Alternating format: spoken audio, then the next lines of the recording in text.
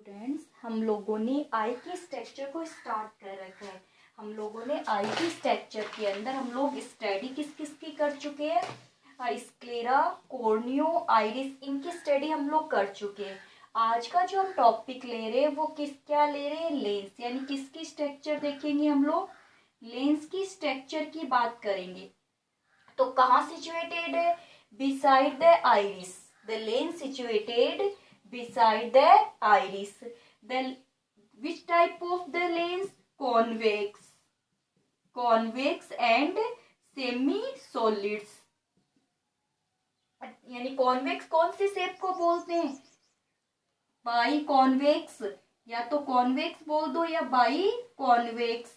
तो आई के अंदर कौन सा लेंस होता है, बाई कॉन्वेक्स लेंस होता है, जिससे हम नियरेस्ट और फारेस्ट दोनों ही ऑब्जेक्ट को इजिली से क्या कर सकते हैं, सीन कर सकते हैं। तो कौन सी शेप होगी, बाई कॉन्वेक्स शेप हो जाती है। सेमी सॉलिड है, made up of gelatinous tissue, यानी कि जेली की जैसा टिश्यू, सॉफ्ट टिश्यू से बना होता है। ये कैसा होता है, सॉफ्ट और थिन फॉर्म होती है ये। अब चलिए, अब ये जो लेंस होता है, यहाँ पे देखिए रेड कलर आपको दिखाई दे रहा होगा। ये जो लेंस होता है ये लेंस सेंसरी, ठीक है, ये रहा सेंसरी। जो लिगामेंट्स होते हैं उनके थ्रू किससे जुड़ा रहता है, सीलियरी बॉडी से जुड़ा हुआ रहता है। तो सस्पेंसरी जो लिगामेंट्स होते हैं, सस्पेंसरी लिगामेंट्स जो होते हैं, ये इसकी जो शेप है, पोजीशन को बनाए रखते हैं। Suspensory ligament joined by the ciliary body. अब जो लेंस की शेप है वो किस पे डिपेंड करती है, जो ये सस्पेंसरी लिगामेंट की स्ट्रेचिंग पे डिपेंड करती है। तो shape of the lens depend on the stretching of the suspensory ligaments. Suspensory ligaments are joined to the ciliary body. When the contraction in the ciliary body, the sensory ligaments also stretch, then they change the curvature of lens. कि देखिए, अगर ये sensory ligaments होंगे तो इनके अंदर देखिए ciliary body stretch होगी, तो स्ट्रेच होने सेंसरी लिगामेंट भी स्ट्रेच होंगे, जिसकी वजह से जो लेंस की कर्वेचर चेंज हो जाएगा और लेंस का कर्वेचर कैसा हो जाएगा, थिन हो जाएगा। ठीक है, लेंस का कर्वेचर कैसा हो जाता है, थिन फॉर्म में हो जाता है। जब लेंस का कर्वेचर थिन फॉर्म में हो जाएगा तो हमें क्या दिखाई देता है, फॉरेस्ट, यानी दूर का इजिली से दिखाई देता है। अगर सीलियरी बॉडी रिलैक्स, तो रिलैक्स होगी तो सस्पेंसरी लिगामेंट रिलैक्स होने से जो लेंस का, ये तो देखो कब हुआ, स्ट्रेचिंग के समय, तो हमें दूर का दिखाई देता है। जब सेंसरी लिगामेंट कैसे होंगे, रिलैक्स फॉर्म में होंगे, तो इसका कर्वेचर कैसा चेंज हो जाएगा और ये कैसा हो जाएगा, थिक, यानी मोटा हो जाता है, जिसकी वजह से हमें क्या दिखाई देता है, नियरेस्ट के ऑब्जेक्ट दिखाई देते हैं। तो बाई कॉन्वेक्स जो लेंस होता है उसकी पोजीशन को मेंटेन करने का काम किसका होता है, suspensory ligament joined by the ciliary body. अब यहाँ से क्वेश्चन ये पुटअप कर लिया जाता है कि अगर सस्पेंसरी लिगामेंट नहीं होते तो आई के मैकेनिज्म पे क्या इफेक्ट पड़ता। तो आप ध्यान रखोगे, यहाँ पे क्वेश्चन है ये कि suspensory ligament maintain the shape of the lens, shape of the, if is not suspensory ligament, if the suspensory ligament is not properly work doing the more stretchings, that change the curvature and the relax more relaxings, then the change the curvature of the lens and image is not clearly form on the retina. कि अच्छे से क्या नहीं बनेगी, फिर image नहीं बन पाएगी। अगर मान लीजिए ये बिल्कुल स्ट्रेच हो जाएगा, है ना, बिल्कुल स्ट्रेच हो तो फिर हमें पास का दिखाई नहीं देगा। बिल्कुल ही रिलैक्स हो जाएगा ये, तो हमें किसका दिखाई, दूर का दिखाई नहीं देगा। तो विजन के अंदर क्या आती है, फिर प्रॉब्लम्स आती है। तो विजन प्रॉब्लम्स की बात अपन नेक्स्ट वीडियो के अंदर करेंगे। तो यहाँ पर तो आपको सस्पेंसरी लिगामेंट्स का रोल बताना है कि सस्पेंसरी जो लिगामेंट्स होते हैं वो लेंस की कर्वेचर को बनाए रखने का काम करते हैं। फिर देखिए ये, अब इसके बाद अपन किसकी बात करते हैं, कोरोइड की बात करते हैं। तो कोरोइड जो होती है ये एक मिडल लेयर होती है, ये रही, ठीक है। कोरोइड एक क्या होती है, मिडल लेयर होती है, ध्यान में रख, जैसे स्क्लेरा एक लेयर होती है ना, वैसे कोरोइड भी एक क्या होती है, लेयर होती है, जो किसकी बनी होती है, कनेक्टिव टिश्यू की बनी हुई होती है। यहाँ पे ब्लड वेसल्स का नेटवर्क प्रेजेंट होता है जो न्यूट्रिशन प्रोवाइड करवाने का काम करती है।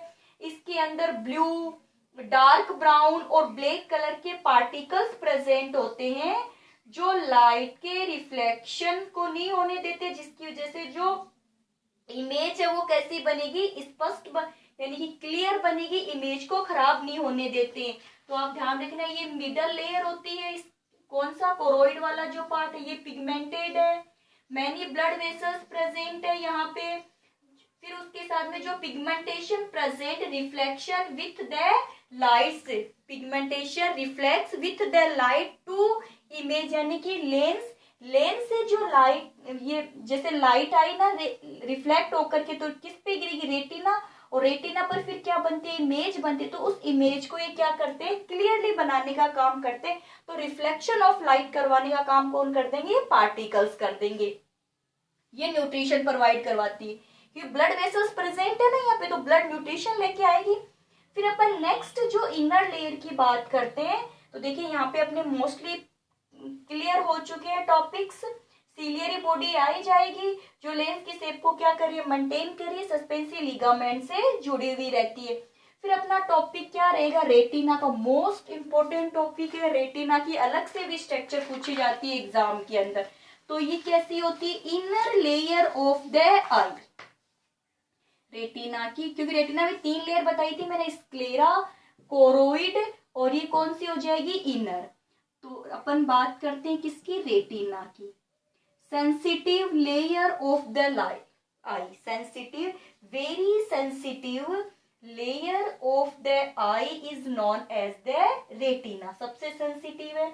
अब जो रेटिना होती है, रेटिना में 2 टाइप की सेल्स प्रेजेंट होती है, मैंने ध्यान में रखना, 2 type cells present in the retina. One cell is the rod cell और सेकेंड सेल इज द, ये मैं एक बार हटा देती हूँ यहाँ से ताकि अपना टॉपिक अच्छे से क्लियर हो जाए। ये वाला टॉपिक अपना हो चुका है, कोई भी प्रॉब्लम्स नहीं होगी आपको। चलिए यहाँ बताते हैं अपन टॉपिक क्या ले रखा है अपन ने, रेटिना। तो inner sensitive layer of the eye where form the image. Retina contain the 2 type of the cell. One cell is the rod cell and second cell is the cone cell. अलग से question आ सकता है ये वाला। एक तो होती है रॉड सेल और एक क्या होती है, cone cell. Rod cell responsible seen in the dim light, dim light के अंदर इमेज बनाने का काम किसका होता है, रोड सेल्स का होता है। जो कोन सेल्स होती है ये क्या करती है, ब्राइट लाइट के अंदर इमेज बनाती है और साथ में कलर के लिए रेस्पॉन्सिबल है। हमें रेड ब्लू कलर जो दिखाई देता है ना, तो rod cells image form in the dim light, cone cell image form in the bright light and responsible for the colour. अब जो रोड सेल्स होती है इसमें प्रोटीन प्रेजेंट होता है जिसको बोलते हैं रोडोप्सिन प्रोटीन। कौन सा प्रोटीन होगा यहाँ पे, रोडोप्सिन प्रोटीन प्रेजेंट होता है। किस सेल्स में होता है रोडोप्सिन प्रोटीन, रोड सेल्स के अंदर कौन सा प्रेजेंट होता है, rhodopsin protein, RHO, rhodopsin protein present होता है। और जो कोन सेल्स होती है इसमें होता है आयोडोप्सिन प्रोटीन। तो कौन सा हो जाएगा, आयोडोप्सिन प्रोटीन। ये दोनों प्रोटीन आप ध्यान में रखोगे।